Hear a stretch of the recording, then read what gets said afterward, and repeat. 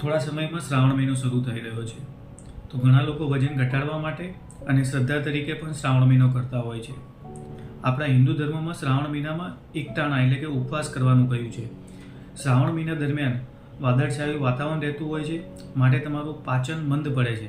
આથી તમે એકટાણા કરો તો તમારું સ્વાસ્થ્ય સારું રહે.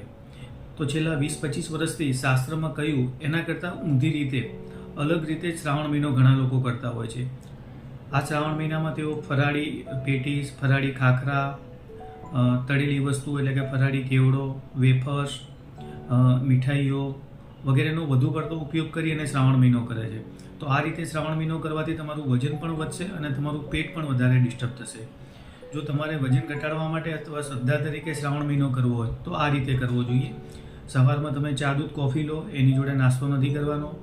થોડી વખત રહીને ભૂખ લાગે તો કોઈ પણ ફ્રૂટ થોડા પ્રમાણમાં લઈ શકો છો.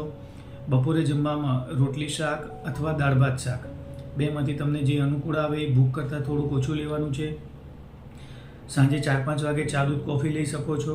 રાત્રે જમવામાં તમે કોઈ પણ ફ્રૂટ લઈ શકો, અથવા બટાકાની સૂકી ભાજી અથવા બટાકાનું શાક લઈ શકો, અથવા સુરણનું શાક લઈ શકો, અથવા વઘારેલો મોરૈયો લઈ શકો.